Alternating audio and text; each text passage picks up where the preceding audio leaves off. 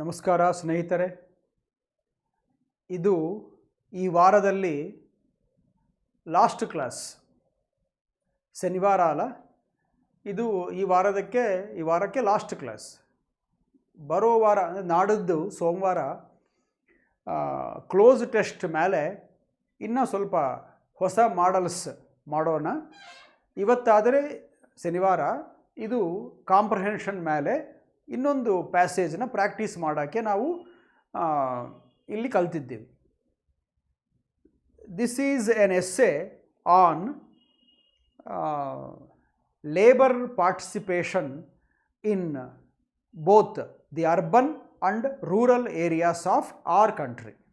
ನಮ್ಮ ದೇಶದಲ್ಲಿ cities, towns, ಹಳ್ಳಿಗಳಲ್ಲಿ ಕೆಲಸ ಮಾಡ್ತಾ ಇರ್ತಾರಲ್ಲ, ಡಿಫರೆಂಟ್ ಫೀಲ್ಡ್ಸ್ನಲ್ಲಿ.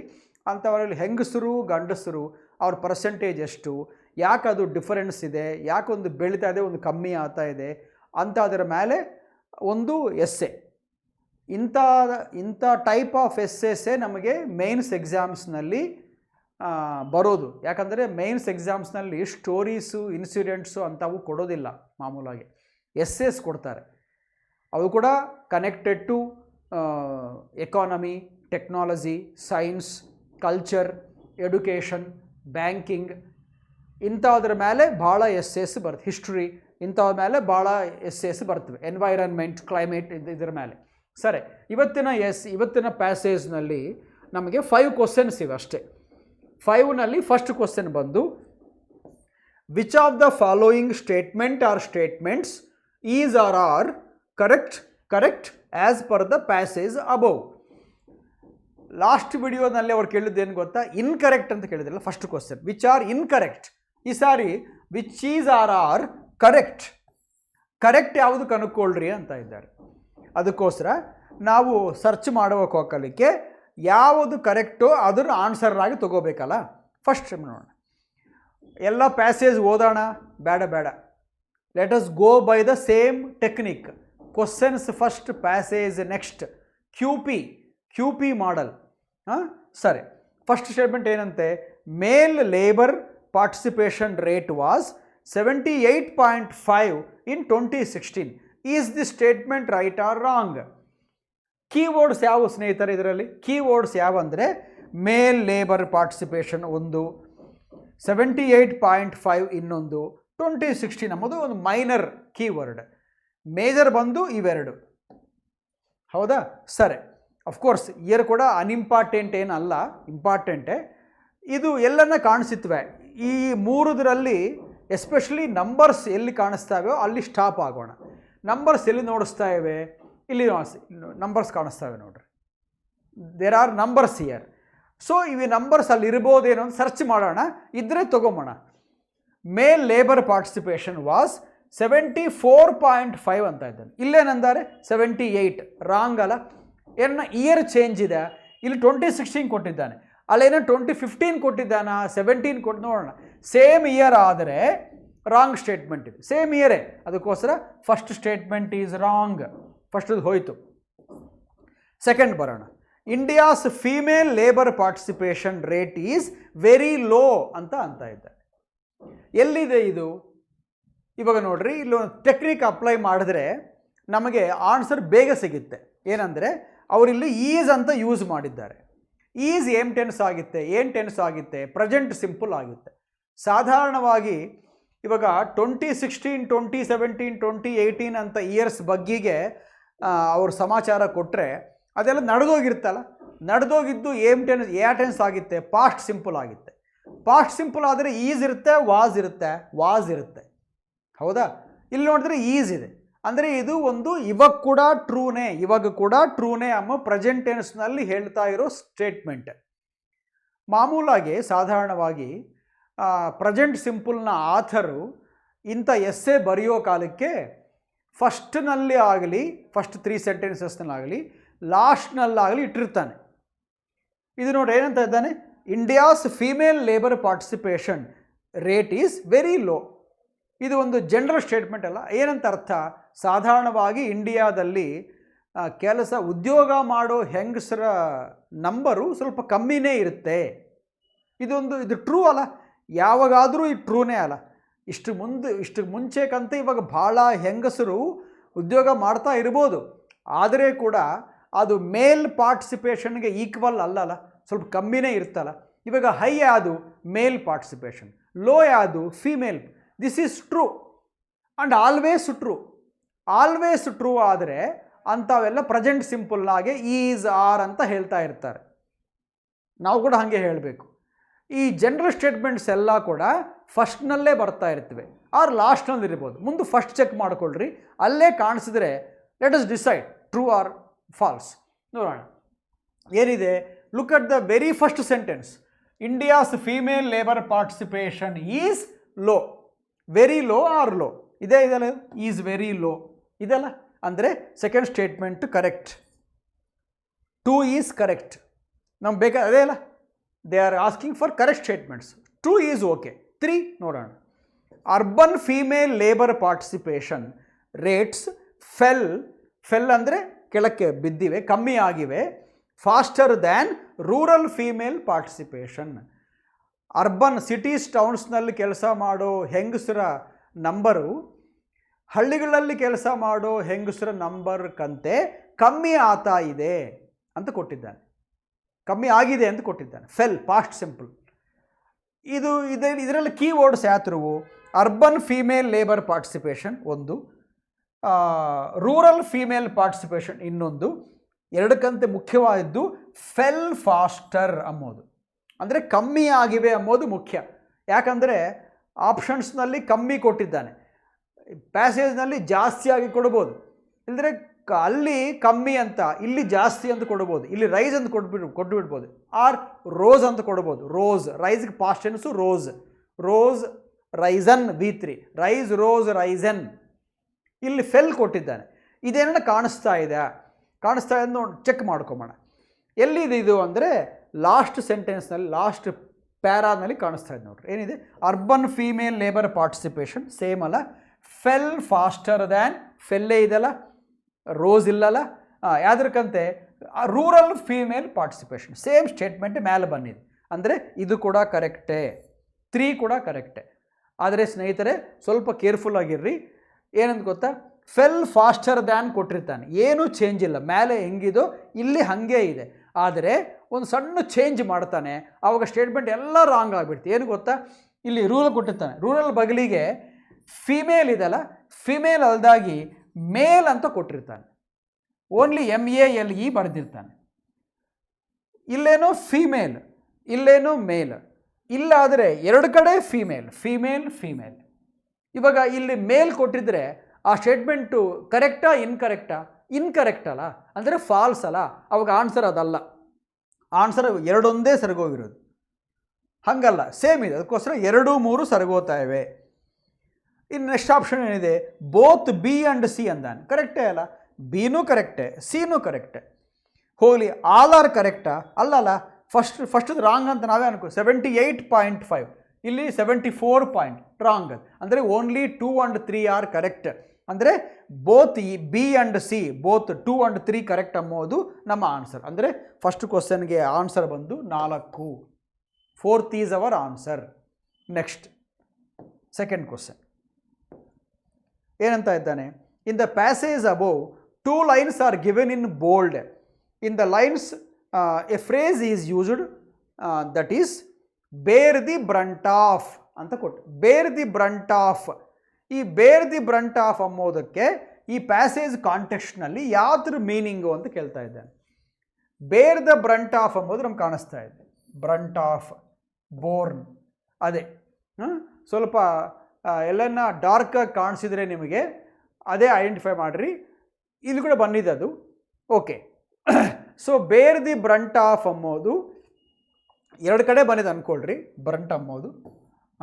ಸೊ ಇವಾಗ ಈ ಏನು ಬೇರ್ ದಿ ಬ್ರಂಟ್ ಆಫ್ ಅಂದರೆ ಅದು ಇಡಿಯಮ್. ಅದು ಏನಂದರೆ ಅರ್ಥ, ಯಾವಾಗನ್ನ ನಾವು ಭಾಳ ಒಂದು ಸಮಸ್ಯೆನ ಇಲ್ಲದ್ರೆ ಒಂದು ಬರ್ಡನನ್ನು ನಾವೊಬ್ಬರೇ ಸಫರ್ ಮಾಡಬೇಕಾಗಿದ್ದರೆ, ನಾವೊಬ್ಬರೇ ಎಕ್ಸ್ಪೀರಿಯನ್ಸ್ ಮಾಡಬೇಕಾಗಿದ್ದರೆ ಅದನ್ನು ಬೇರ್ ದ ಬ್ರಂಟ್ ಆಫ್ ಅಂತಾರೆ. ಬ್ರಂಟ್ ಅಂದ್ರೇ ನೆಗೆಟಿವ್, ಯಾರೂ ಇಷ್ಟಪಡಲ್ಲ ಅದನ್ನು. ಇವಾಗ ನಿಮ್ಮ ಮನೆಯಲ್ಲಿ 3 ಜನ ಕೆಲಸ ಮಾಡ್ತಿರ್ತೀರಿ, ಮನೆ ಕೆಲಸ, ಹೊರಗೆ ಜಾಬ್ಸ್ ಅಲ್ಲ, ಮನೆಯಲ್ಲಿ 3 ಜನ ಕೆಲಸ, ದೊಡ್ಡ ಮನೆ ನಿಮ್ಮದು, 3 ಜನ ಕೆಲಸ ಮಾಡ್ತಾ ಇರ್ತೀರಿ. ಆದರೆ ಒಂದಿನ ಇಬ್ಬರಿಗೆ ಜ್ವರ ಬಂದಿದೆ, ಇಬ್ಬರು ಮಲ್ಕೊಂಡ್ಬಿಟ್ಟಿದ್ದಾರೆ. ಇವಾಗ ಮನೆ ಕೆಲಸ ಎಲ್ಲ ಒಬ್ಬರೇ ಎಲ್ಲ ಮಾಡಬೇಕಾಗಿದ್ದು, ಅದು ನೀವೇ ಅನ್ಕೊಳ್ರಿ. ಅವಾಗ ಏನಂತಾರೆ, I have to bear the brunt of entire work today ಅಂತ. ಬೇರೆಯವರು ಮಾಡೋ ಕೆಲಸ ಕೂಡ ನಾನೇ ಮಾಡಬೇಕಾಗಿದೆ. ಒಂದೊಂದ್ಸರಿ ಆಫೀಸಲ್ಲಿ ನಡೀತಾ ಇರ್ತಾಗೆ, ಬೇರೆಯವರು ನಮ್ಮ ಕೆಲಸ ಇರುತ್ತೆ, ಬೇರೆಯವರು ಲೀವ್ ಇಟ್ಟಿರ್ತಾರೆ, ಅವ್ರ ಕೆಲಸ ಕೂಡ ಮ್ಯಾನೇಜ್ ಸ್ವಲ್ಪ ನೋಡಯ ಅಂತಾನೆ. ಆವಾಗ ಅವ್ರ ಕೆಲಸ ಕೂಡ ನಾವು ಮಾಡಬೇಕಾಗಿತ್ತೆ. ಅಂದರೆ ಕೆಲಸ ಜಾಸ್ತಿ, ಎಂಪ್ಲಾಯೀಸ್ ಕಮ್ಮಿ ಇದ್ದರೆ ಬರ್ಡನ್ ಜಾಸ್ತಿ ಆಗುತ್ತೆ, ಪ್ರೆಷರ್ ಜಾಸ್ತಿ ಆಗುತ್ತೆ, ವರ್ಕ್ಲೋಡ್ ಜಾಸ್ತಿ ಆಗುತ್ತೆ. ಅದನ್ನು ಬೇರ್ ದ ಬ್ರಂಟ್ ಆಫ್ ಅಂತಾರೆ. ಅಂದರೆ ಅದೇನು ಒಳ್ಳೇದಲ್ಲ. ಅಂದರೆ ಒಳ್ಳೇದಲ್ಲ ಅಂದ್ರೇನು, ನಮಗೇನು ಹ್ಯಾಪಿ ಆಗಲ್ಲ, ನಾವು ಇನ್ನು ಸಫರ್ ಆಗ್ತೀವಿ ನಾವು. We can't enjoy that. Nobody enjoys extra work. Do we? No. We don't enjoy. We feel pressure. We feel worried about it. ಅದಕ್ಕೋಸ್ಕರ ನೆಗೆಟಿವ್ ಇಡಿಯಮ್ ಅದು. ಅಂದರೆ suffer excessive burden, suffer unpleasant situation, or suffer or worry about some unpleasant problems ಅಂತ ಅರ್ಥ ಬಂದರೆ ಅವಾಗ ನಮಗೆ idiom ಬರುತ್ತೆ. ಆನ್ಸರ್ಗೆ ಹೋಯ್ತು. ಫಸ್ಟ್ ನೋಡೋಣ. To enjoy the best part of an unpleasant problematic situation. Enjoy ಆದರೂ ಪ್ರಾಬ್ಲಮ್ಯಾಟಿಕ್ ಅಂತ ನೀವೇ ಅಂತ ಇದ್ದೀರಿ. ಯಾರನ್ನ ಪ್ರಾಬ್ಲಮ್ಸ್ನ ಎಂಜಾಯ್ ಮಾಡ್ತಾರಾ ಸ್ನೇಹಿತರೆ? ಪ್ರಾಬ್ಲಮ್ಸ್ನ ಬೇಡ ಅನ್ಕೊತಾರೆ. ಇನ್ನು ಪ್ರಾಬ್ಲಮ್ಸ್ ಬಂದರೆ ಸ್ವಲ್ಪ ವರ್ರಿ ಕೂಡ ಆತಾರ, ಅಲ್ಲಿ ಎಂಜಾಯ್ ಮಾಡ್ತಾರಾ? ಇಲ್ಲಲ್ಲ. Okay, second. So first wrong ಅಂದರೆ 2 ನೋಡೋಣ. To suffer the worst part, best part ಅಲ್ಲ ಎಂಜಾಯ್ ಮಾಡೋಕ್ಕೆ, ವರ್ಸ್ಟ್ ಪಾರ್ಟ್ನ ಯಾರು ಎಂಜಾಯ್ ಮಾಡಲ್ಲ, ಸಫರ್ ಆಗ್ತಾರೆ. So second is okay. To suffer the worst part of an unpleasant or problematic situation. ಒಂದು ಸಮಸ್ಯೆನಲ್ಲಿ ನಾವೇ ಎಲ್ಲ ಬೇರ್ ಮಾಡಬೇಕು ಆದರೆ, ನಾವೇ ಎಲ್ಲ ಭಾರ ಹೊತ್ಕೋಬೇಕಾದರೆ ಅದನ್ನು ಬೇರ್ ದ ಬ್ರಂಟ್ ಅಂತ ಅಂತಾರೆ. So second seems to be okay. Third ನೋಡೋಣ. To support someone in unpleasant. ಯಾರನ್ನ ಸ್ವಲ್ಪ ಪ್ರಾಬ್ಲಮ್ಸ್ನಲ್ಲಿ ಇದ್ದರೆ ನಾವು ಹೋಗಿ ಸಹಾಯ ಮಾಡಿದ್ರೆ ಅದು ಬೇರ್ ದ ಬ್ರಂಟ್ ಅಲ್ಲ.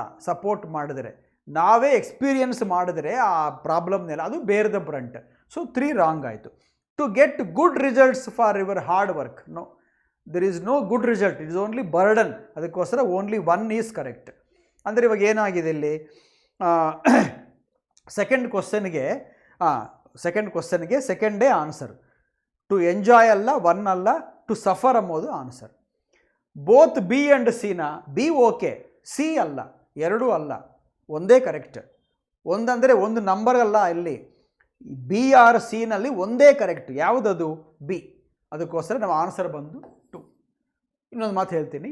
ಬೇರ್ ಇದಲ್ಲ ಅಂದಾರಲ್ಲ, ಬೇರ್ ದ ಬ್ರಂಟ್ ಆಫ್ ಅಂತ, ಬೇರ್ ಅಂತ. ಅದಕ್ಕೆ ಅದು V1 ಅದು ಬೇರ್, ಬೋರ್, ಬೋರ್ನ್. ಇದು V1 V2 V3s. V1 V2 V3. Born ಅಂದರೆ ಬೇರಿಗೆ V3 form, past participle. Right. Okay, ಇವಾಗ 2ನೇ ಕ್ವಶನ್ಗೆ ಬೇರ್ ದ ಬ್ರಂಟ್ ಆಫ್ ಅಂದರೆ ಅರ್ಥ ಬಂದು to suffer an unpleasant situation, like to carry the whole burden or to carry the whole insult. ಅದಕ್ಕೆ ಜಾಗ್ರತೆ ಸ್ನೇಹಿತರೆ. ಒಂದೊಂದ್ಸಾರಿ ಬ್ರಂಟ್ ಕೊಡದಾಗಿ ಬರ್ಂಟ್ ಕೊಡ್ತಾನೆ, BURNT ಅಂತಾನೆ. ಜಾಗ್ರತೆಗಿರ್ರಿ. BRUNT ಅದು, BURNT ಅಲ್ಲ. ಓಕೆ, ಥರ್ಡ್ ಕ್ವಶನ್ ಏನಂತಾನೆ? What are the reasons for the fall ಅಂದರೆ ಡಿಕ್ಲೈನ್, ಕಮ್ಮಿ ಆಗೋದು in India's female labour participation rate in the context of the passage. ಈ ಪ್ಯಾಸೇಜ್ ವೈಸ್ ಹೋದರೆ ಯಾಕೆ ಇಂಡಿಯಾಸ್ ಫೀಮೇಲ್ ಲೇಬರ್ ಪಾರ್ಟಿಸಿಪೇಷನ್ ಕಮ್ಮಿ ಆಗ್ತಾ ಇದೆ ಅಂತ ನಾವು ಅದಕ್ಕೆ ರೀಸನ್ಸ್ ಕಂಡುಕೋಬೇಕಂತೆ. ಓಕೆ, ಫೀಮೇಲ್ ಲೇಬರ್ ಪಾರ್ಟಿಸಿಪೇಷನ್ ಕಮ್ಮಿ ಇರುತ್ತೆ ಇಂಡಿಯಾನಲ್ಲಿ ಅಂತ ನಮಗೆ ಎಲ್ಲಿ ಬಂದಿದೆ? It came in the very first sentence itself ಅಲ್ಲ. ಈಸ್ ವೆರಿ ಲೋ ಅಂತ ಹೇಳಿದ್ದಾನಂದರೆ ಅದಕ್ಕೆ ರೀಸನ್ಸ್ ಕೊಡಬೇಕಲ್ಲ, ಯಾಕೆ ಲೋ ಇರುತ್ತೆ ಅಂತ. ಎಲ್ಲಿ ಬರೆದಾನೋ ಆ ಸ್ಟೇಟ್ಮೆಂಟ್ನ ಅಲ್ಲೇ ರೀಸನ್ಸ್ ಕೊಟ್ಟಿದ್ದಾನೇನೋ ನೋಡ್ಕೊಂಬೋಣ ಒಂದು ಸಾರಿ. ರೀಸನ್ಸ್ ಆರ್ ಅಂತ ಬರೆದಿರ್ಬೋದು, ಇಲ್ದ್ರೆ ಹಂಗಿಲ್ದಾಗಿ ಬೇರೆ ಹೇಳಿರ್ಬೋದು. ಇಲ್ಲಿ ಹೇಳಿದ್ದಾರೆ, researchers have shown that this fall ಅಂದರೆ ಈ ಫಾಲ್. ಏನು ಫಾಲ್? ಅದು ಕಮ್ಮಿ ಆಗೋದು. ಉದ್ಯೋಗ ಮಾಡೋ ಹೆಂಗಸರು ನಂಬರು ಕಮ್ಮಿ ಆಗೋದಕ್ಕೆ, ಈ ಕಮ್ಮಿಗೆ ಕಾರಣ ಯಾತಂದರೆ this fall is because of ಏನು ನೋಡಿಸುತ್ತೆ ಸ್ನೇಹಿತರೆ? ರೀಸನ್ಸ್ ಅಲ್ಲ, ಬಿಕಾಸ್ ಆಫ್ ಅಂದರೆ ರೀಸನ್ಸ್ ಬಂದಿವೆ. ಏನಂತ? ಒಂದು, ರೈಸಿಂಗ್ ಹೌಸ್ ಹೋಲ್ಡ್ ಇನ್ಕಮ್ಸ್. ಮನೆಯಲ್ಲಿ ಗಂಡಸರು ಕೆಲಸ ಮಾಡ್ತಾ ಇದ್ದರೆ, ಗಂಡ ಆಗಲಿ ತಂದೆ ಆಗಿ ಕೆಲಸ ಮಾಡ್ತಾ ಇದ್ದರೆ, ಮಗ ಆಗಲಿ ಕೆಲಸ ಮಾಡ್ತಾ ಇದ್ದರೆ, ಅವರಿಗೆ ಒಳ್ಳೆ ಇನ್ಕಮ್ ಇದ್ದರೆ, ಅವ್ರ ಇನ್ಕಮ್ಸ್ ಜಾಸ್ತಿ ಆದರೆ ಮತ್ತು ರೈಸ್ ಆದರೆ, ಮತ್ತು ಹೆಂಗಸರು ಕೆಲಸಕ್ಕೆ ಹೋಗೋ ಕೆಲಸ ಏನಿದೆ? ಇವಾಗ ಗಂಡಗೆ ಜಾಬು ಭಾಳ ಸಣ್ಣ ಜಾಬು, ಭಾಳ ಕಮ್ಮಿ ಜೀತ, ಆವಾಗ ಹೆಂಡತಿ ಕೂಡ ಕೆಲಸ ಮಾಡಬೇಕಾಗಿತ್ತೆ. ಇಲ್ಲದ್ರೆ ತಂದೆ ಮಗಳು ಇದ್ದಾಳೆ, ತಾಯಿ ಕೆಲಸ ಮಾಡಲ್ಲ, ತಂದೆ ಉದ್ಯೋಗಕ್ಕೆ ಹೋಗ್ತಾರೆ, ಪ್ರೈವೇಟ್ ಜಾಬು ಭಾಳ ಕಮ್ಮಿ, 10,000ನೇ ತಿಂಗಳಿಗೆ ಅಷ್ಟೇ. 10,000 ಒಂದು ನಗರದಲ್ಲಿ, ಬೆಂಗಳೂರು ಅಷ್ಟು ಅಂಥ ಕಡೆ ಎರಡು ಸರಿಗೆ ಹೋಗಿತ್ತ, ಮನೆ ಬಾಡಿಗೆ ಕೂಡ ಸರಿಗೆ ಬರಲ್ಲ ಅಲ್ಲ. ಅದಕ್ಕೋಸ್ಕರ ಆತನ ಮಗಳಿದ್ದರೆ ಕೆಲಸ ಮಾಡಬೇಕು, ಫೀಮೇಲ್ ಲೇಬರ್ ಹೋಗ್ತಾಳೆ, ಕೆಲಸಕ್ಕೆ ಹೋಗ್ತಾಳೆ, ಸ್ವಲ್ಪ ಅರ್ನ್ ಮಾಡ್ತಾಳೆ, ಸ್ವಲ್ಪ ತಟ್ಕೋಬೋದು. ಹಂಗಲ್ದಾಗಿ ಮೇಲ್ ಅಂದರೆ ಗಂಡಸರೇ ಒಳ್ಳೆ ಜೀತ ತಗೊತಾರೆ. If their salaries are very high, no need for women to go and work. They are married couple. If the husband is earning a very handsome salary, the wife need not go and work. ಹಂಗಿರ್ಬೋದು. ಅದಕ್ಕೋಸ್ಕರ ಒಂದು reason ಏನು? Rise in the household incomes ಇದೆ ನೋಡ್ರಿ, rise in the household incomes. So first reason ಇದೆ, statement 1 is correct. Okay, second ನೋಡೋಣ. Increased enrolment in higher education by women. ಇವಾಗ they are discussing reasons ಅಲ್ಲ, ಒಂದು ಹೇಳಿದ್ದಾರೆ, ಇನ್ನೂ ಬಗಲಿಗಿನ್ನ reasons ಇವೆ ನೋಡಿದ್ರೆ ಇರ್ಬೋದು ಈ ಮಾತಲ್ಲಿ. ನೋಡೋಣ ಏನಿತ್ತೆ ನೋಡಿ, ಇದು ನೋಡ್ರಿ, increased enrolment in higher education by women ಅಂದರೆ ಏನು? ಉದ್ಯೋಗ ಮಾಡ್ತಾ ಇರೋರು ಬಿಟ್ಟು ಇನ್ನೂ ಓದ್ಕೋಬೇಕಂತ ಸ್ವಲ್ಪ ಜನ ಮುಂದಕ್ಕೆ ಹೋಗ್ತಾ ಇರ್ತಾರೆ. ಇಲ್ಲದ್ರೆ ಉದ್ಯೋಗ ಮಾಡೋಕ್ಕೆ ಕ್ವಾಲಿಫಿಕೇಷನ್ ಇದ್ದರೆ ಕೂಡ ಅವ್ರೇನಂತಾರೆ, ನಾನು ಉದ್ಯೋಗ ಮಾಡಲ್ಲ, ನಾನು ಓದ್ಕೋಬೇಕು ಅಂತ. ಸ್ವಲ್ಪ ಜನ ಉದ್ಯೋಗ ಸೇರಿ ಬಿಟ್ಬಿಡ್ತಾರೆ, ಸ್ವಲ್ಪ ಜನ ಉದ್ಯೋಗ ಸೇರೋದೇ ಇಲ್ಲ, ಓದ್ತಾನೇ ಇರ್ತಾರೆ, ಇನ್ನೂ ಒಂದು 5-6 ಇಯರ್ಸ್ ಓದ್ತಾ ಇರ್ತಾರೆ. ಹಂಗಿರ್ಬೋದು. ಅದು ಕೂಡ ಕಾರಣ ಯಾವುದಕ್ಕೆ? ಫಿಮೇಲ್ ಲೇಬರ್ ಪಾರ್ಟಿಸಿಪೇಷನ್ ಕಮ್ಮಿ ಆಗೋದಕ್ಕೆ. So second also is there, second also is correct. Third ನೋಡೋಣ, ಕಲ್ಚರಲ್ ಆ್ಯಂಡ್ ಸೆಕ್ಯೂರಿಟಿ ಫ್ಯಾಕ್ಟರ್ಸ್ ಅಂತ. ಇದು ಕೂಡ ಒಂದು ರೀಸನಾ? ಇದೆ ನೋಡ್ರಿ, ಇಲ್ಲಿ ಕೂಡ ಇದೆ, ಕಲ್ಚರಲ್ ಆ್ಯಂಡ್ ಸೆಕ್ಯೂರಿಟಿ ಫ್ಯಾಕ್ಟರ್ಸ್ ಕೂಡ ಇದೆ. ಅದೇನು ಮಾಡುತ್ತೆ? Keep women away from the labour market ಅಂತ. ಸ್ವಲ್ಪ ಕಲ್ಚರಲ್ ಇಶ್ಯೂಸ್ ಇರ್ತವೆ. ಅಂದರೆ ಮನೆಯಲ್ಲಿ ಅವರ ಆಚಾರ ಸಂಪ್ರದಾಯ ಪ್ರಕಾರ ಹೆಂಗಸರು ಹೊರಕ್ಕೆ ಹೋಗಿ ಉದ್ಯೋಗ ಮಾಡಕೂಡದು, ಒಂದು ಕಲ್ಚರಲ್ ಆಸ್ಪೆಕ್ಟ್. ಅದು ರಾಂಗ್ ಆರ್ ರೈಟ್, ಅವ್ರ ಮನೇಲಿ ಹಾಗೆ ಇರುತ್ತೆ. ಸೆಕ್ಯೂರಿಟಿ, ಇದು ಎಲ್ಲರೂ ಒಪ್ಕೊತಾರೆ. ಈ ನಡುವೆ ಸೊಸೈಟಿನಲ್ಲಿ ವಿಮೆನ್ಗೆ ಸೆಕ್ಯೂರಿಟಿ ಅಸ್ಸಲು ಇಲ್ಲ. ಯಾವ ಸ್ಟೇಟ್ನಲ್ಲಾದರೂ ಕೂಡ, ಇಂಡಿಯಾದಲ್ಲಿ ಹೀಗೆ ಇದೆ ಪರಿಸ್ಥಿತಿ ಅಲ್ಲ, ಎಲ್ಲಾದರೂ ಹಾಗೆ ಇದೆ. They are not safe. ಅಂದರೆ 100% ದೇ ಆರ್ ನಾಟ್ ಸೇಫ್ ಅಂತ ಅಲ್ಲ, but it is not easy or it is not safe for them to work nowadays outside. ಅದಕ್ಕೋಸ್ಕರ ವರ್ಕ್ ಫ್ರಮ್ ಹೋಮ್ ಇದೆ, ಅದು ಹೆಂಗಸರಿಗೆ ಭಾಳ ಅಡ್ವಾಂಟೇಜ್. ಒಂದು ಆ್ಯಂಗಿಲ್ನಲ್ಲಿ, ಆ ಆ್ಯಂಗಿಲ್ ಏನು? ಸೆಕ್ಯೂರಿಟಿ ಆ್ಯಂಗಿಲ್ನಲ್ಲಿ ಭಾಳ ಅಡ್ವಾಂಟೇಜ್ ಅವ್ರಿಗೆ. ಸರಿ, ಇವಾಗ ನೋಡ್ರಿ, security and cultural activity reasons ಕೂಡ ಇವಲ್ಲ. ಸೊ ಇದೆಲ್ಲ ಮೇಲೆ ಇದು ಕೂಡ correct. 4 employers are also biased against hiring women. Hiring ಅಂದರೆ ಅವ್ರನ್ನ ರಿಕ್ರೂಟಿಂಗ್, ಟೇಕಿಂಗ್, ಗಿವಿಂಗ್ ಎಂಪ್ಲಾಯ್ಮೆಂಟ್ ಅಂಬೋದು ಹೈರಿಂಗ್ ಅಂತಾರೆ. ಹೆಂಗಸನ್ನು ತೊಗೊಂಬೋಣ ಅಂದರೆ ಆ ಕಂಪನಿ ಮ್ಯಾನೇಜರ್ಸು ಇಲ್ಲದ್ರೆ ಎಂಪ್ಲಾಯರ್ಸು ಬೇಡ ಅಂತಾರೆ. ಅವರು ಗಂಡಸರನ್ನೇ ತೊಗೊಂಬೋಣ, ಹೆಂಗಸರನ್ನ ಬೇಡ ಅಂತ ಇರ್ತಾರೆ. ಅದು ಕೂಡ ಒಂದು ರೀಸನು, ಭಾಳ ಜನ ಹೆಂಗಸರು ಎಂಪ್ಲಾಯೀಸ್ ಆಗದ ಹೋಗೋದಕ್ಕೆ. ಯಾಕೆ ಅವ್ರು ಬೇಡ ಅಂತಾರೆ ಅಂದರೆ, ಕೆಲಸ ಕಷ್ಟ ಇರುತ್ತೆ, ಕೆಲಸ ಲೇಟ್ ಆಗುತ್ತೆ. ಹೆಂಗಸರಿಗೆ ಅಷ್ಟೊತ್ತು ಆಫೀಸ್ನಲ್ಲಿ ಇರಬೇಕಂದ್ರೆ 10 o'clock 11 o'clock ಅಂತ. ನಾಟ್ ಮ್ಯಾರಿಡ್ ಪೀಪಲ್ ಓಕೆ, ಸ್ವಲ್ಪ ಮಾಡ್ತಾರೆ ಅವರು ಕೂಡ ಸೆಕ್ಯೂರಿಟಿ ಕಾರಣ ಇರುತ್ತೆ, ರೀಸನ್ಸ್, ಭಯ ಇರುತ್ತೆ, ಅಷ್ಟು ಲೇಟಾಗಿ ಕೆಲಸ. ಇನ್ನು ಮ್ಯಾರೇಜ್ ಆಗಿರುತ್ತೆ, ಗಂಡ ಮಕ್ಕಳು ಅತ್ತೆ ಮಾಮ ಎಲ್ಲ ಇರ್ತಾರೆ, ಅವ್ರಿಗೋಸ್ಕರ ಬರಬೇಕಾಗಿತ್ತು ಮನೆಗೆ ಬೇಗನೆ. ಮನೆಗೆ ಇರ್ತಲ್ಲ, ಅಡುಗೆ ಎಲ್ಲ ಇರ್ತಲ್ಲ, ಚಿಕ್ಕ ಮಕ್ಕಳು ಇರ್ತಾರೆ. ಅದಕ್ಕೋಸ್ಕರ ಅಷ್ಟು ಲೇಟಾಗಿ ಯಾಕೆ ಇಟ್ಕೋಬೇಕು ಅವ್ರನ್ನ? ಅದಕ್ಕೆ ಈ ಕೆಲಸ ಹೆಂಗಸರು ಬೇಡ, ಗಂಡಸರು ತೊಗೊಂಬೋಣ ಅಂತ ಸ್ವಲ್ಪ ಜನ ಆಲೋಚನೆ. ಸೊ ಬಯಾಸ್ ಅಂದರೆ ಒಬ್ಬರನ್ನಲ್ದಾಗ ಇನ್ನೊಬ್ಬರನ್ನ ಫೇವರ್ ಮಾಡೋದು. ಇಬ್ಬರಿಗೂ ಈಕ್ವಲ್ ಕ್ವಾಲಿಫಿಕೇಷನ್ ಇದೆ, ಒಬ್ಬ ಹುಡುಗಿಗೆ ಒಬ್ಬ ಹುಡುಗಗೆ. ಆದರೆ ಎಂಪ್ಲಾಯರು ಹುಡುಗಿನ ಬೇಡ ಅನ್ನಿದ್ದಾನೆ, ಹುಡುಗನ ತೊಗೊಂಡಿದ್ದಾನೆ. ಇವಾಗ ಈ ಎಂಪ್ಲಾಯರು ಎಗನೆಸ್ಟ್ ವಿಮೆನ್ ಅಂತ ಅನ್ಕೊಂಬಾಕಿಲ್ಲ, ಅವನ ರೀಸನ್ಸ್ ಅವ್ನಿಗಿರ್ತವೆ. ಈ ಕೆಲಸ ಹೆಂಗಸರು ಮಾಡೋಕ್ಕಾಗಲ್ಲ, ಗಂಡಸರೇ ಮಾಡಬೇಕು. It is A very risky one, time taking one, troubling one, ನಿಮ್ಗೆ ಬೇಡಮ್ಮ ಇದು ಅಂತ ತೊಗೊಂಬಲ್ಲ, ಅವ್ರನ್ನ ತೊಗೊತಾರೆ. ಹಾಗಿರುತ್ತೆ, ಅದು ಕೂಡ ಒಂದು ಕಾರಣ. ಅದಕ್ಕೋಸ್ಕರ ಇದು ಕೂಡ ರೀಸನ್ ಇದೆ. ಇದು ಇಲ್ಲಿದೆ, ಪ್ಯಾಸೇಜಲ್ಲಿ ಇದೆ, ಇದು ನೋಡ್ರಿ ಲಾಸ್ಟ್ನಲ್ಲಿ. ಫಾರ್ ಇನ್ನು ಹೇಳಬೇಕಂದ್ರೆ it is clear, synonym of evident is clear. It is clear that employers are also biased against hiring women. ಅಲ್ಲ, 4 ಇವೆ. ಅದಕ್ಕೋಸ್ಕರ ಆಲ್ ಆರ್ ಕರೆಕ್ಟ್, ಎಲ್ಲ ಇವೆ, ಎಲ್ಲ ಕರೆಕ್ಟ್ ಸ್ಟೇಟ್ಮೆಂಟ್ಸ್. 2ಕ್ಕೆ ಆನ್ಸರು, ಮೂರೋ ಕ್ವಶನ್ಗೆ ಆನ್ಸರ್ ಬಂದು 5, ಆಲ್ ಆರ್ ಕರೆಕ್ಟ್. 4 ನೋಡೋಣ. 4ನೇದೇನು? Which of the following phrases can suitably fit in the blank given in A. ಇಲ್ಲಿ ಎ ಅಂತ ನೋಡಿಸಿದ್ದೀವಲ್ಲ ನಾವು, ಆ ಎ ಅನ್ನೋ ಬ್ಲ್ಯಾಂಕ್ನಲ್ಲಿ ನಾವು ಕೊಟ್ಟಿರೋ 4 ಆಪ್ಷನ್ಸ್ನಲ್ಲಿ ಯಾವ ಸೂಟ್ ಆಗಿತ್ತವೆ, ಯಾವ ಸೂಟ್ ಆಗೋಲ್ಲ ಇದು ತಗೊಳ್ರಿ. 5 ನನ್ ಆಫ್ ದಿ ಅಬೋವ್ ಅಂತ ನೋಡೋಣ. ಇದು ಓದೋಣ. The CPHS shows that the situation with respect to women's participation in the labour force is extremely poor ಅಂತ ಕೊಟ್ಟಿದ್ದಾರೆ. ಓಕೆ, ವಾಟ್ ಈಸ್ CPHS ಅನ್ನೋದು? ಅದೊಂದು ಸರ್ವೆ, ಅದು ಫುಲ್ ಫಾರ್ಮ್ ಬಂದು consumer pyramids household survey. Consumer pyramids household ಸರ್ವೇನ CPHS ಅಂತಾರೆ. ಅವ್ರು ಏನು ಮಾಡ್ತಾರೆ ಅಂದರೆ ಸರ್ವೆ ಮಾಡ್ತಾ ಇರ್ತಾರೆ, ಎಷ್ಟು ಜನ ಇದ್ದಾರೆ ಒಂದು ಕುಟುಂಬದಲ್ಲಿ, ಕೆಲಸ ಮಾಡೋರು ಎಷ್ಟು ಜನ, ಕೆಲಸಕ್ಕೆ ಹೋಗಿ ಮನೆಗಿರೋದು ಎಷ್ಟು ಜನ, ಅದರಲ್ಲಿ ಮೇಲ್ ಎಷ್ಟು ಫಿಮೇಲ್ ಎಷ್ಟು, ಇಂಥವೆಲ್ಲ ಸರ್ಚ್ ಮಾಡೋದು, ಸರ್ವೆ ಮಾಡ್ತಾ ಇರ್ತಾರೆ. ಒಂದು ಸಂಸ್ಥೆ ಅದು. ಸೊ CPHS ಪ್ರಕಾರ ಏನಂತ ಅಂತಂದರೆ, respect women's participation in labour market force extremely poor. ಭಾಳ ಕಮ್ಮಿ ಜನನ ಇದ್ದಾರೆ ಫಿಮೇಲ್ ಎಂಪ್ಲಾಯೀಸು ಲೇಬರ್ ಮಾರ್ಕೆಟ್ನಲ್ಲಿ, ಭಾಳ ಕಮ್ಮಿ ಜನ ಇದ್ದಾರೆ ಅಂತ ಇದ್ದಾರೆ.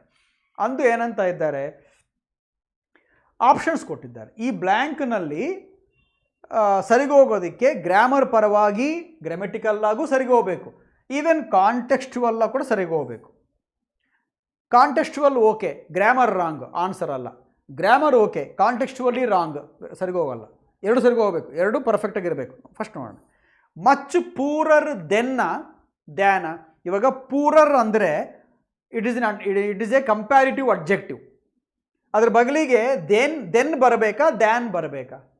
ಟಾಲರ್ ದ್ಯಾನ, ರಿಚರ್ ದೆನ್ನ, ಮೋರ್ ಇಂಟೆಲಿಜೆಂಟ್ ದ್ಯಾನ, ಮೋರ್ ಇಂಟೆಲಿಜೆಂಟ್ ದೆನ್ನ, ದ್ಯಾನ್ ಬರಬೇಕಲ್ಲ. ಅದಕ್ಕಂತೆ ಅಂದರೆ ದ್ಯಾನ್ ಅಲ್ಲ, ಅದಕ್ಕೋಸ್ಕರ ದೆನ್ ಕೊಟ್ಟಿದ್ದಾನಲ್ಲ, grammar wise it is wrong. Second ನೋಡೋಣ. Much poorer than who the official agencies tell us. ಇವಾಗ ಹೂ ಅನ್ನೋದು ಮನುಷ್ಯರನ್ನು ನೋಡಿಸುತ್ತೆ. ಅವ್ರೇನಂತ ಇದ್ದಾರೆ ಸೆಂಟೆನ್ಸ್ನಲ್ಲಿ, ಅಫಿಷಿಯಲ್ ಏಜೆನ್ಸೀಸ್ ಹೇಳೋದಿಕ್ಕಂತೆ ಕಮ್ಮಿ ಇದೆ. ಹೇಳೋದು ಯಾತರು, ಹೇಳೋದು ಯಾರಲ್ಲ, ಹೇಳೋದು ಯಾತರು ಅಂದರೆ ವಿಷಯ ನೋಡಿಸುತ್ತೆ, ಮನುಷ್ಯರು ನೋಡಿಸುತ್ತೆ. ಯಾತರು ಅನ್ನೋದು ವಾಟ್ ಅಂದರೆ ಮನುಷ್ಯನ ನೋಡಿಸುತ್ತೆ, ಒಂದು ವಸ್ತುವಿನ ವಿಷಯ ನೋಡಿಸುತ್ತೆ. ಅದು ವಾಟ್ ಅನ್ನೋದು ವಿಷಯ ನೋಡಿಸುತ್ತಲ್ಲ.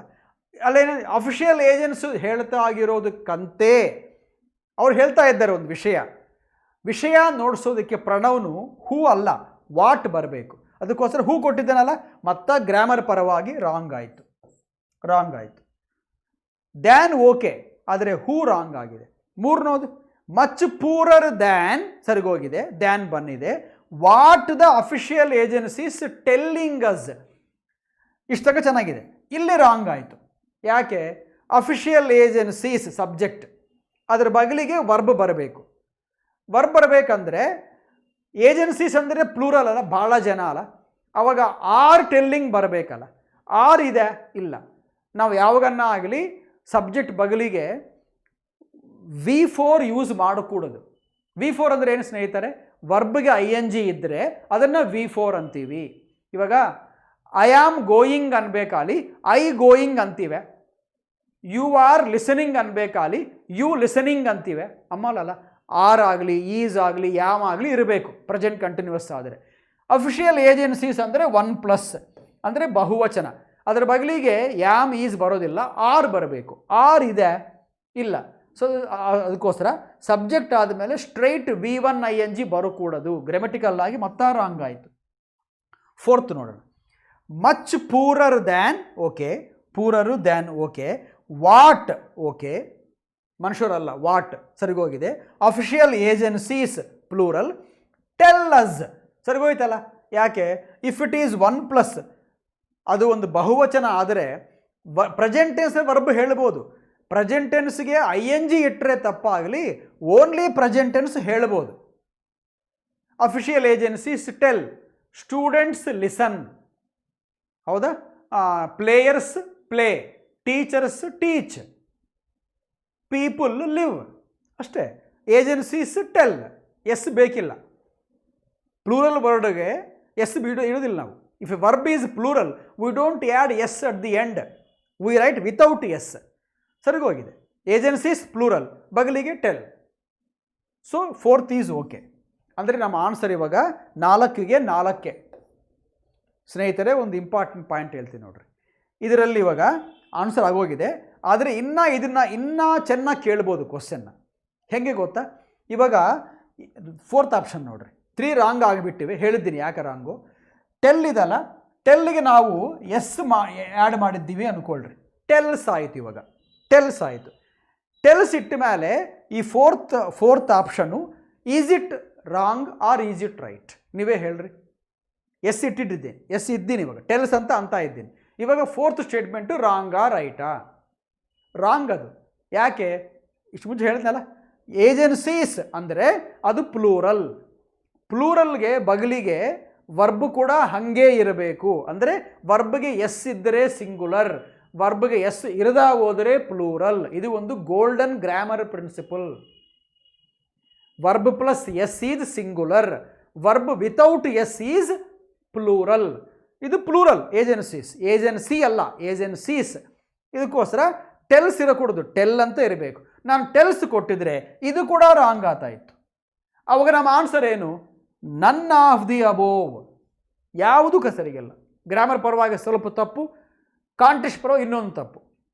ಅದಕ್ಕೋಸ್ಕರ ಎಲ್ಲ ತಪ್ಪಾಗಿರೋವು. ಯಾವಾಗ ಟೆಲ್ಗೆ ಎಸ್ ಇಟ್ಟಿದ್ರೆ ನಾವು, ಅದಕ್ಕೋಸ್ಕರ ಒಂದು ಎಸ್ ಇಟ್ಟರೆ ಆನ್ಸರ್ ಎಲ್ಲ ಚೇಂಜ್ ಆಗಿಬಿಡ್ತು ನೋಡ್ರಿ. ಅದಕ್ಕೋಸ್ಕರ ಕ್ಲೀನಾಗಿ ಅಬ್ಸರ್ವ್ ಮಾಡಿರಿ. ಟೆಲ್ ಇದೆ, ಟೆಲ್ಸ್ ಇದೆ. ಟೆಲ್ಸ್ ಇದ್ದರೆ answer none of the above. Tell ಅದಕ್ಕೋಸ್ಕರ ಆನ್ಸರ್ ಈಸ್ 4. ಆಯಿತಾ? Last question. Which of the following can replace ಅಂದರೆ ಅದರ ಬದಲು ಇದು ಬರ್ಬೋದಾ? Replace the word jolt given in bold in the ಪ್ಯಾಸೇಜ್ನಲ್ಲಿ ನಾವು ಕೊಟ್ಟಿರೋ ಜೋಲ್ಟ್ ಅನ್ನೋ ವರ್ಡ್ಗೆ ಸರಿಯಾದ ರೀಪ್ಲೇಸ್ಮೆಂಟು ಮಾಡಿರಿ ಅಂತ 5 ಆಪ್ಷನ್ಸ್ ಕೊಟ್ಟಿದ್ದಾರೆ. ಎಲ್ಲಿದೆ ಜೋಲ್ಟ್? ಇದು ಜೋಲ್ಟ್ ಅನ್ನೋದು ಬೋಲ್ಡಾಗಿ ಕಾಣಿಸ್ತಾ ಇಲ್ಲ. ನಿಮ್ಗೆ ಕಾಣಿಸ್ತಾ ಇದೆ? ನನಗೇನೋ ಕಾಣಿಸ್ತಾ ಇಲ್ಲ. ಆದರೆ ಜೋಲ್ಟ್ ಎಲ್ಲಿದೆ ಹೇಳ್ತೇನೆ. ಇಲ್ಲಿದೆ ನೋಡ್ರಿ ಜೋಲ್ಟ್ ಅಂದರೆ ಏನು ನೋಡೋಣ. After the demonetisation jolt came. Demonetisation ಅನ್ನೋ ಒಂದು ಜೋಲ್ಟ್ ಆದಮೇಲೆ GST ಬಂದಿದೆ. ಇವಾಗ ಆನ್ಸರ್ ಅಲ್ಲೂ ಬಗ್ಗೆ ಕೊಟ್ಬಿಟ್ಟಿದ್ದಾನೆ ಆನ್ಸರ್, ಆದರೆ ಇಂಟೆಲಿಜೆಂಟಾಗಿ ಕೊಟ್ಟಿದ್ದಾನೆ. ಇಲ್ಲಿ ಶಾಕ್ ಅಂತ. ಇದು ಡಿಮಾನಿಟೈಸೇಷನ್ ಆದಮೇಲೆ ಇನ್ನೊಂದು ಶಾಕ್ ಬಂದಿದೆ. ಆ ಶಾಕ್ ಹೆಸರೇನು? GST. ಇವಾಗ GST ಶಾಕ್ ಬಂದಿದೆ. ಡಿಮಾನಿಟೈಸೇಷನ್ ಅನ್ನೋ ಶಾಕ್ ಆದಮೇಲೆ ಅದು ಒಂದನೋ ಶಾಕು, ಇದು 2ನೋ ಶಾಕ್ ಅಂತ ಇದ್ದಾನೆ. ಅಂದರೆ ಇವಾಗ ಏನು, GST ಶಾಕ್ ಆದರೆ ಇದು ಕೂಡ ಶಾಕೇ ಅಲ್ಲ. ಆಫ್ಟರ್ ದಿಸ್ ಕೇಮ್ ದಟ್ ಅಂದರೆ ಇದು ಅದು 2 ಒಂದೇ ಅಂತ ಅರ್ಥ ಅಲ್ಲ. ಇದು ಶಾಕ್ ಆದರೆ ಅದು ಕೂಡ ಶಾಕ್ ಆಗಬೇಕಲ್ಲ. ಅಂದರೆ ಇವಾಗ ಜೋಲ್ಟ್ಗೆ ಅರ್ಥ ಶಾಕ್, ಜೋಲ್ಟ್ಗೆ ಅರ್ಥ ಶಾಕ್. ಆದರೆ ಆಪ್ಷನ್ಸ್ ಇವೆ ಶಾಕ್ ಅಂಬೋದು. ನೋಡೋಣ. ಶಾಕಿಂಗ್ ಇದೆ, ತಗೊಂಬೋಣ. ಶಾಕ್, ಅದು ಕೂಡ ಶಾಕೇ ಅಲ್ಲ. ಯಾಕೆ ಗೊತ್ತಾ? ಅವ್ರು ಹೆಂಗೆ ಕೇಳಿದ್ದಾರೆ? ಜೋಲ್ಟ್ ಅಂಬೋದಕ್ಕೆ ಸಿನಾನಿಮ್. ಜೋಲ್ಟ್ ಅಂಬೋದು ನೌನ್. ನೌನ್ಗೆ ನೌನೇ ಸಿನಾನಿಮ್ ಆಗಬೇಕು. ಇದು ಯಾತ್ರಿದು? ಶಾಕಿಂಗ್ ಅಂಬೋದು adjective or verb ING. Verb plus ING ಅಂದರೆ ವರ್ಬ್ ಆರ್ ಅಡ್ಜೆಕ್ಟಿವ್. ಜೋಲ್ಟ್ ಅಂಬೋದು ನೌನ್. ಹೆಂಗೆ ಮ್ಯಾಚ್ ಆಗುತ್ತೆ? ನೌನ್ಗೆ ನೌನೇ ಬರಬೇಕು, ಸಿನಾನಿಮ್ಗೆ ಸಿನಾನಿಮು ಹಾಗೆ ಇರಬೇಕು. ಆ್ಯಂಟೋನಿಮ್ಗೆ ಆ್ಯಂಟೋನಿಮ್ ಇರಬೇಕಂದ್ರೆ ಅದು ನೌನ್ ಇದು ನೌನ್, ಅದು ವರ್ಬ್ ಇದು ವರ್ಬ್ ಆಗಬೇಕು, ಅಡ್ಜೆಕ್ಟಿವ್ ಆಗಬೇಕು. ಅದಕ್ಕೋಸ್ಕರ ಅರ್ಥ ಏನು ಪರ್ಫೆಕ್ಟ್ ಸರಿಗೋ, ಶಾಕಿಂಗ್ ಇದು ಶಾಕಿಂಗೇ, ಆದರೆ ING ಕಾರಣವಾಗಿ ಫಸ್ಟ್ ಆಪ್ಷನ್ ಸರಿಗೋತಾ ಇಲ್ಲ. ಸೆಕೆಂಡ್ ನೋಡೋಣ, ಸರ್ಪ್ರೈಸ್ ತಗೋಬೋದು. ಯಾಕೆ? ಜೋಲ್ಟ್ ಅಂದರೆ ಜೋಲ್ಟ್, ಶಾಕ್, ಸರ್ಪ್ರೈಸ್, ಅಸ್ಟಾನಿಷ್ಮೆಂಟ್ ಇವೆಲ್ಲ ಕೂಡ ಸಿನಾನಿಮ್ಸ್. ಸರ್ಪ್ರೈಸ್ ತಗೋಬೋದಾ? ತಗೋಬೋದು. ಯಾಕೆ? ING ಇಲ್ಲ, ಅದಕ್ಕೋಸ್ಕರ ನೌನ್. ಜೋಲ್ಟ್ ಆತರು ನೌನ್, ಸರ್ಪ್ರೈಸ್ ಆತರು ನೌನ್, ಮ್ಯಾಚ್ ಆಗ್ತಾ ಇವಲ್ಲ. ಸೊ ಸೆಕೆಂಡ್ ಆನ್ಸರ್ ತಗೋಬೋದು. ಮತ್ತು ಮೂರನೇದೇನು ಸರಿಗೋಗಲ್ಲ. ಯಾಕೆ? ಇದು ವರ್ಬ್, ಇಂಪ್ಯಾಕ್ಟೆಡ್ ಮೀನಿಂಗ್ ಏನು? ಪ್ರಭಾವ ನೋಡಿಸೋದು, ಎಫೆಕ್ಟ್ ನೋಡಿಸೋದು, ಇದು ವರ್ಬ್ ಆಯಿತು, ಅದಕ್ಕೋಸ್ಕರ ರಾಂಗ್ ಆಯಿತು. ಇದು ನೌನು, ಇದು ವರ್ಬ್, ಮ್ಯಾಚ್ ಆಗೋದಿಲ್ಲ. ಡಿಸಡ್ವಾಂಟೇಜ್ ನೌನೇ, ಆದರೆ ಮೀನಿಂಗ್ ಸರಿಯಿಲ್ಲ. What is disadvantage? ಯಾವುದೋ ಒಂದು ಇರದಾಗ ಹೋಗೋದು. 2 ಪೆನ್ ಇದ್ದರೆ ಮೇಲು ಪರೀಕ್ಷೆ ಅವಾಗ, ಒಂದೇ ಇದೆ, ಸೊ ಡಿಸಡ್ವಾಂಟೇಜ್.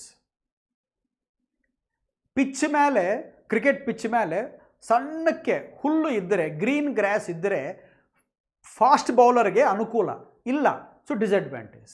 ಹಾಗೆ ಯಾವುದೋ ಒಂದು ಇದ್ದರೆ ಮೇಲಪ್ಪ ಅನ್ಕೊಂಡ್ರೆ ಅದು ಇಲ್ದಾ ಹೋದರೆ, ಇದ್ದರೆ ಅಡ್ವಾಂಟೇಜ್, ಇಲ್ದಾ ಹೋದರೆ ಡಿಸಡ್ವಾಂಟೇಜ್. ಜೋಲ್ಟ್ಗೆ ಸಿನಾನಿಮ್ ಡಿಸಡ್ವಾಂಟೇಜ್ ಅಲ್ಲ, ಅದು ಭಾಳ ಮೈಲ್ಡ್ ವರ್ಡ್, ಇದು ಭಾಳ ನೆಮ್ಮದಿಯಾದ ಪದ. ಇದು jolt is a shocking one. ಅದಕ್ಕೋಸ್ಕರ ತಗೋಬೇಡ್ರಿ. Both B and C, okay, B is okay, C ಕರೆಕ್ಟಾ? ಅಲ್ಲಲ್ಲ, so C is absolutely wrong. ಅದಕ್ಕೋಸ್ಕರ ಬೋತ್ ಬಿ ಆ್ಯಂಡ್ ಸಿ ಅಮ್ಮೋ 5 ರಾಂಗ್. ಇವಾಗ ಆನ್ಸರ್ ಏನು? ಸರ್ಪ್ರೈಸ್. ಶಾಕ್ ಕಂತೆ ಒಳ್ಳೆ ವರ್ಡ್ ಏನಲ್ಲ. ಇಲ್ಲಿ ಶಾಕ್ ಕೊಟ್ಟಿದ್ರೆ ಅಂದ್ಕೊಂಡ್ರೆ, SHOCK ಕೊಟ್ಟಿದ್ರೆ ಶಾಕ್ ಇದೆ, ಸರ್ಪ್ರೈಸ್ ಇದೆ. ಅವಾಗ ಆನ್ಸರ್ ಏನು ಗೊತ್ತಾ? ಎಯ್ದರ್ ಓನ್ಲಿ ಒನ್ ಶಾಕ್ ಕರೆಕ್ಟ್, ಇಲ್ದ ಹೋದರೆ 5 ಇದಲ್ಲ, ಇಲ್ಲಿ ಏನು ಬರೋದು? Both A and B, both A and B ಇದ್ದರೆ 2 ಕರೆಕ್ಟ್, ಅದೇ answer. Both A and B ಅಂತಿಲ್ಲ, ಇಲ್ಲಿ ಶಾಕ್ ಇದೆ, ಸರ್ಪ್ರೈಸ್ ಇದೆ. ಇವಾಗ ಆನ್ಸರ್ ಓನ್ಲಿ ಶಾಕ್ ಅಂದರೆ 1 ಆಗಿರ್ಬೋದು. ಅದಕ್ಕೋಸ್ಕರ ING ಕಾರಣವಾಗಿ ಜೋಲ್ಟ್ ನೌನು, ಇದು ನೌನ್ ಆತಾ ಇಲ್ಲ ING ಕಾರಣವಾಗಿ, ಅದಕ್ಕೋಸ್ಕರ ಇದು ತಗೋಬೋದು. ಹೌದಾ? ಅದಕ್ಕೋಸ್ಕರ ಆನ್ಸರ್ ಬಂದು ಜೋಲ್ಟ್ ಅಂದರೆ surprise. After demonetisation surprise came another surprise which is called GST. So answer ಜೋಲ್ಟ್ಗೆ ಬಂದು ಸರ್ಪ್ರೈಸ್. ಆನ್ಸರ್ ಬಂದು 2, 5ಗೆ 2. ಇವು ಸ್ನೇಹಿತರೆ ಕ್ಲಾಸ್ ಆಗೋಯಿತು. ಮಲ್ಕುಮ ಒಳಗೆ ನೀವು ಇವತ್ತು ರಾತ್ರಿ ಮಲ್ಕುಮ ಒಳಗೆ 2 ಕಾಂಪ್ರಹೆನ್ಷನ್ಸ್ ಮಾಡಿ ಮಲ್ಕೊಳ್ರಿ. ಇನ್ನೊಂದು ಕ್ಲಾಸ್ನಲ್ಲಿ ಬರೋ ವಾರ ಕಲಿಯೋಣ. ಅಷ್ಟುವರೆಗೂ I wish all of you wonderful time.